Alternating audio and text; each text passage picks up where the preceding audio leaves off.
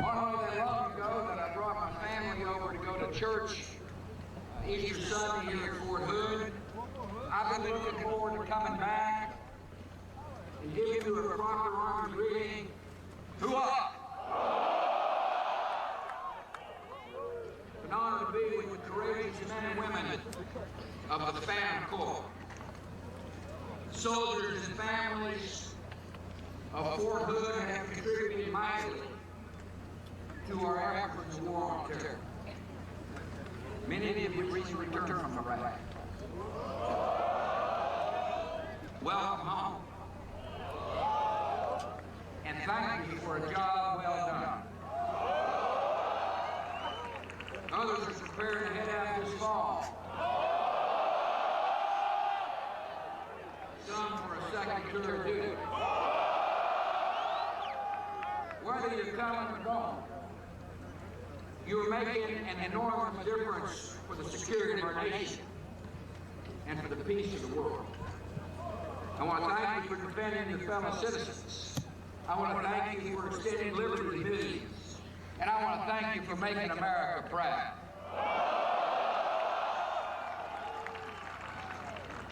I especially want to thank the military families who are here today.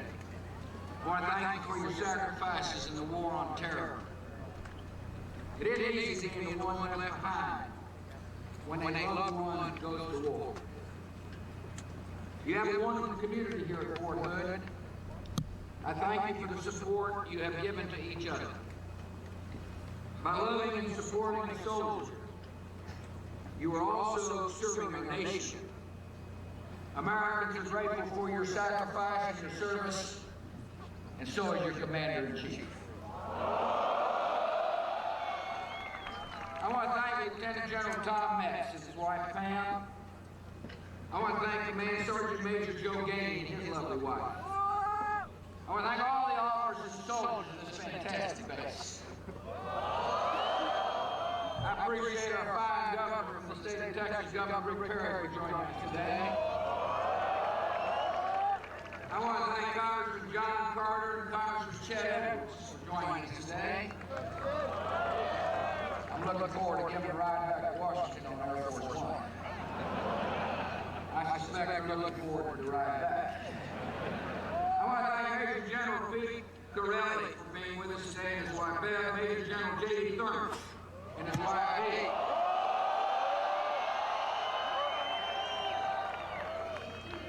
Command Sergeant Major Tom Macker, and all the soldiers, airmen, military families, veterans, friends of Fort Hood, and the three Corps. This weekend we mark the 2-year anniversary of the liberation of Baghdad. Coalition forces crossed more than 350 miles of desert to get there, pushing through dust storms and death squads.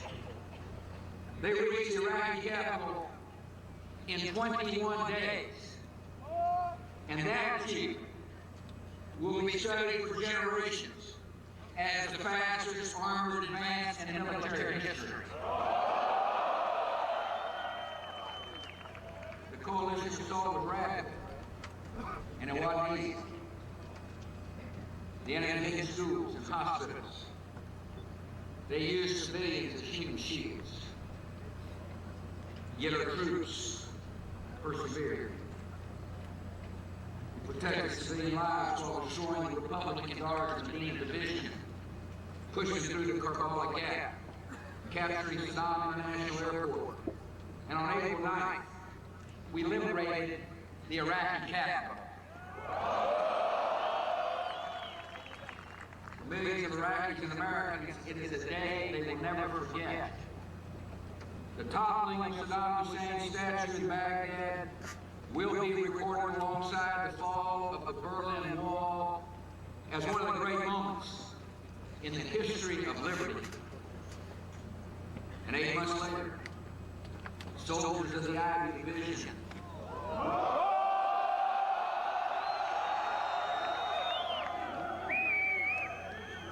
brought the real Saddam Hussein justice.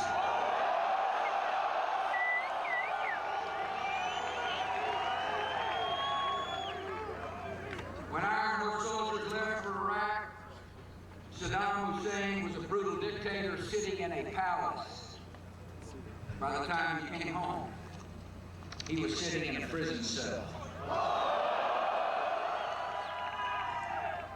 When it came time to drive the terrorists and insurgents from Fallujah, soldiers of the 1st Cavalry Division spearheaded the assault.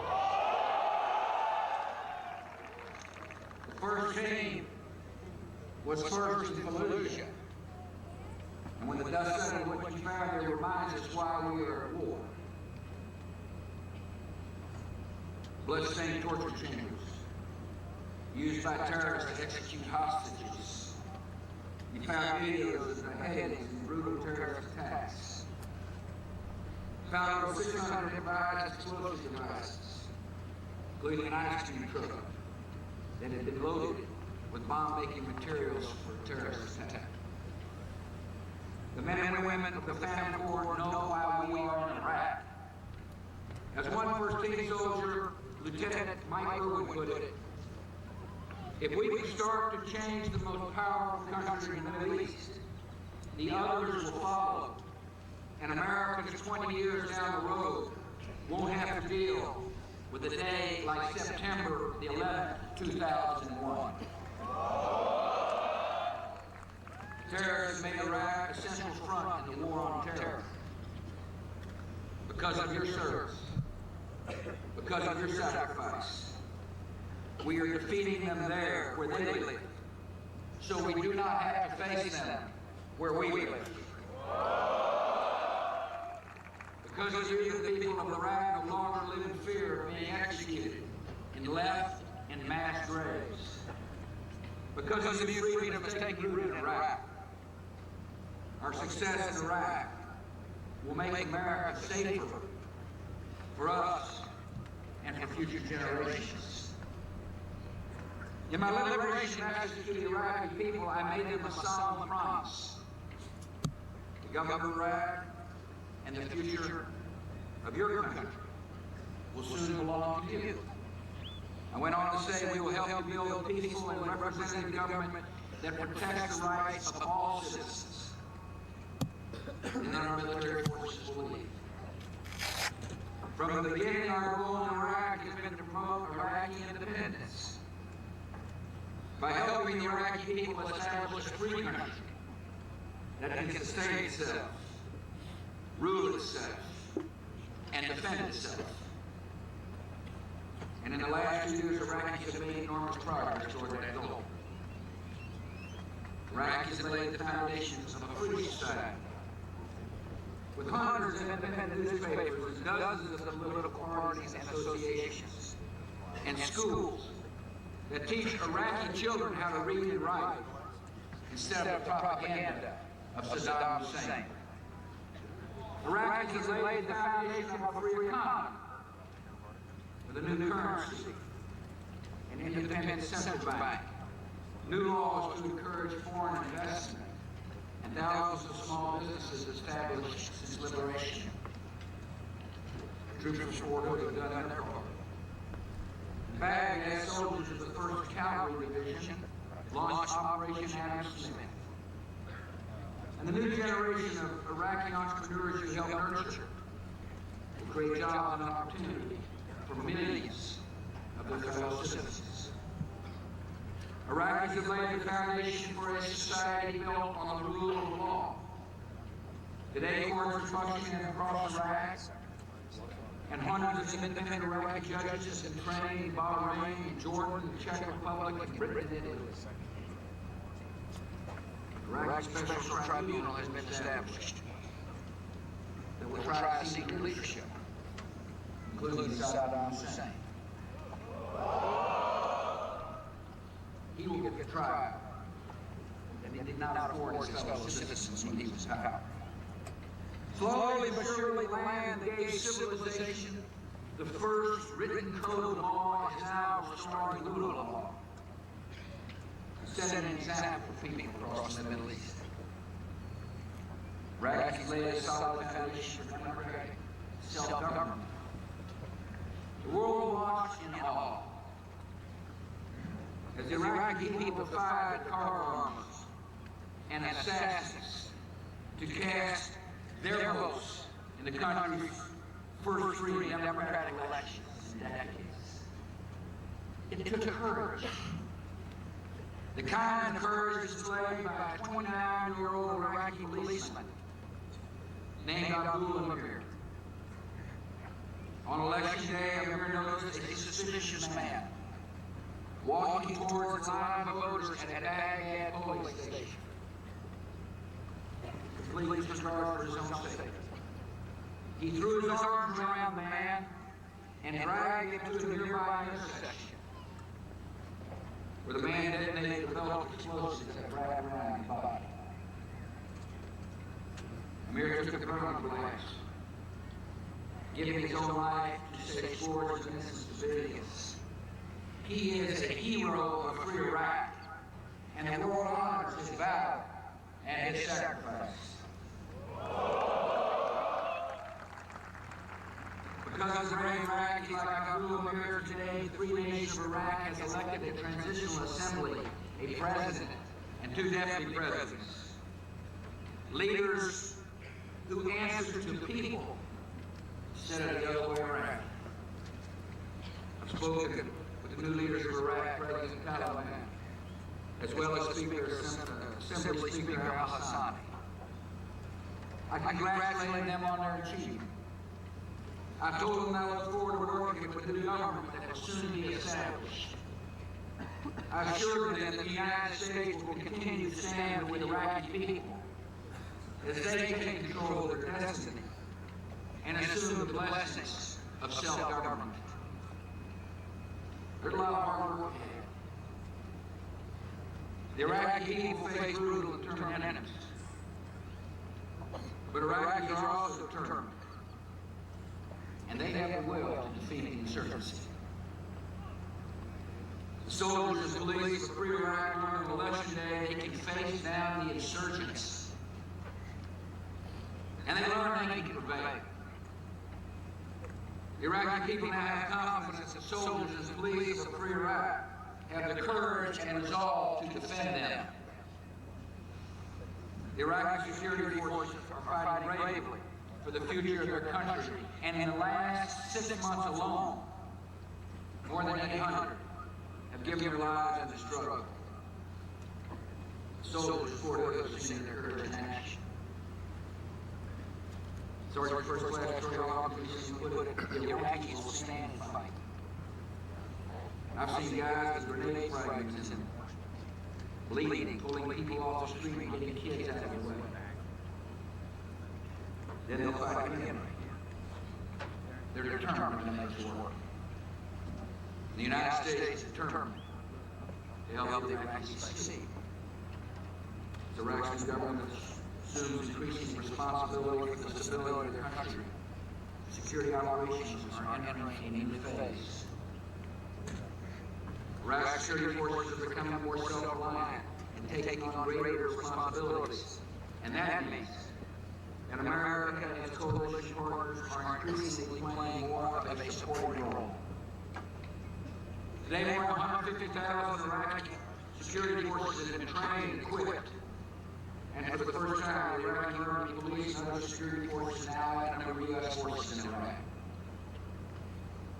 Like free people everywhere, Iraqis want to be defended and led by their own countrymen.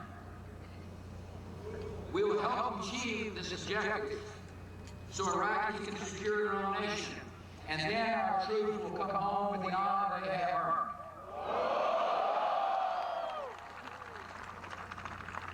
The Iraqi people know the sacrifices you are making.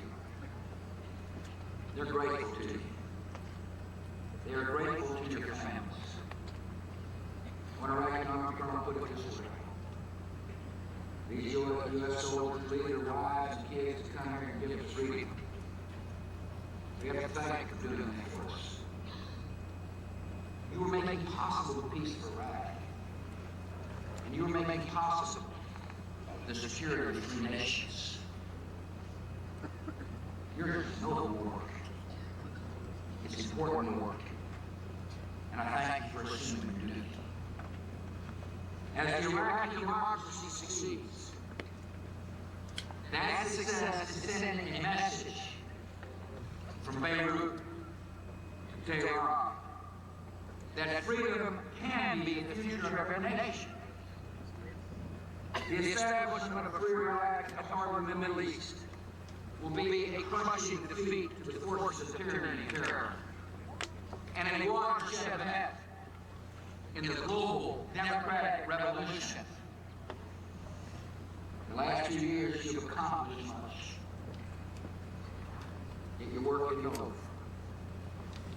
Freedom still faces dangerous adversaries. Terrorists still want to attack our people. But they're losing. Terrorists are losing the struggle because they're under constant pressure from our armed forces. And they will remain under constant pressure from our armed forces. And they are losing the struggle because they are on the wrong side of history. Across the broad Middle East, the tide of freedom is surging. People of Afghanistan embrace free government after suffering under one of the most backward tyrannies on earth. The people of the Palestinian territories cast their ballots against violence and corruption of the past. The people of Lebanon are rising up to demand their freedom and independence. Saudi Arabia has held its first municipal elections in decades. Egypt is taking its first step from path to democratic reform. A critical mass of events is taking that region in a hopeful new direction. And as freedom spreads in the Middle East and beyond, the American people will be safer and the free world more secure. You have fought battles in the war on terror. You have served the cause of freedom. And you can be proud of all that you have achieved. This time of great achievement is also a time of sacrifice. Many of our soldiers have returned from war with grave wounds that they will carry with them the rest of their lives. America will fulfill its duty by providing the best medical care possible. Still others have given their lives in this struggle. Your friends, your comrades. We honor their memory. We lift them up in prayer. Their sacrifice will always be remembered by a grateful nation. We can live free people because men and women like you have stepped forward and have volunteered to serve. I came here today to thank you personally for your courageous choice of service. You're making America proud. You're making America free. And you're making the world peaceful. I want to thank you for all you've done for our great nation. May God bless you and your families. And may God continue to bless this great land of liberty, the United States of America.